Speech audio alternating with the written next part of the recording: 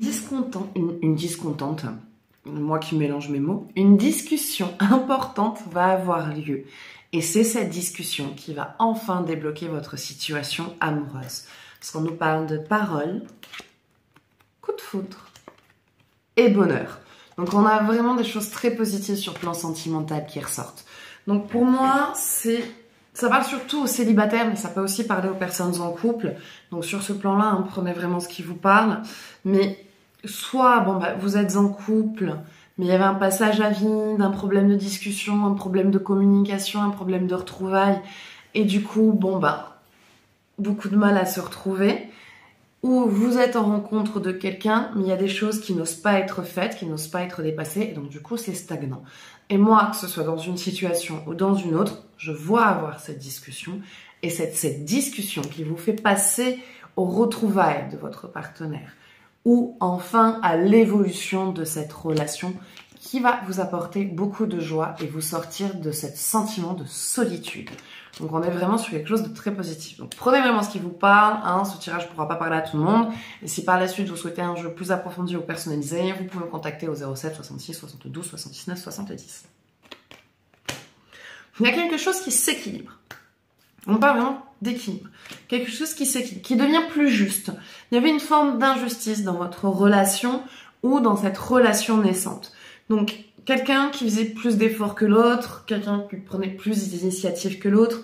Et là, du coup, il y a vraiment quelque chose qui se tempère, qui se stabilise, qui s'équilibre au niveau de cette relation. Il y a moins de surveillance, il y a moins de « je t'observe, je regarde tes gestes, ton comportement ». Il y a moins ce truc de « je te flique », quoi. Mais au contraire, où ça devient plus doux, plus harmonieux. Non. Il y a du travail, hein, il y a quelque chose à travailler, il y a encore des choses à lâcher. En fait, c'est surtout un travail sur la culpabilité, de ne pas se culpabiliser. Quand vous ressentez une émotion parce que quelqu'un vous a dit quelque chose et que ça vous a touché, vous n'avez pas à culpabiliser. C'est que ce mot, cette phrase est venue toucher une blessure, est venue toucher une cicatrice qui n'a pas été réglée, qui n'a pas été réparée, qui n'a pas été cicatrisée. Donc, vous êtes en droit de parler avec votre partenaire.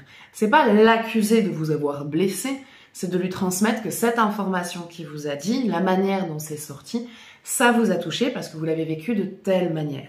Ça vous dit vraiment de garder une communication. Car si vous ne dites pas ce qui vous touche ou ce qui vous blesse, vous n'arriverez pas à avancer dans ce couple. Et si la personne n'entend pas ce que vous dites, c'est que vous n'êtes pas avec la bonne personne. Car vous avez le droit d'avoir été blessé, vous avez le droit d'avoir été touché. Ça ne veut pas dire que la personne en face de vous est mauvaise. C'est-à-dire qu'elle est peut-être juste maladroite et que le fond de sa pensée, la manière dont elle voulait l'exprimer, n'est pas sorti de la bonne manière. C'est pour ça que c'est important de s'exprimer pour avoir le bon déroulement de cette relation.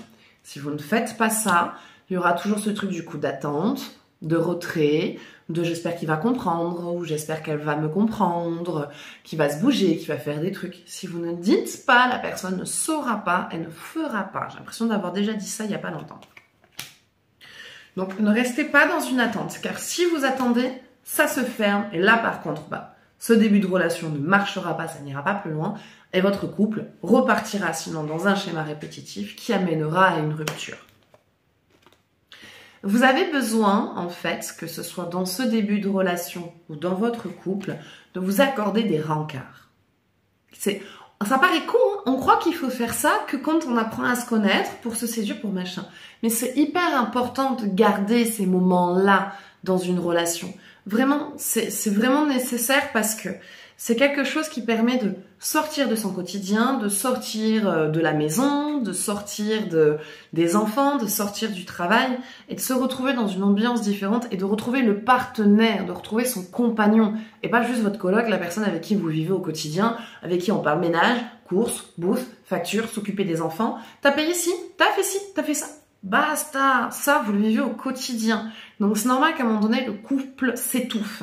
Donc c'est pour ça que c'est important de se réaccorder des moments de sortie ou même de... Désolée, ça a bugué. J'ai mes appareils qui ont bugué.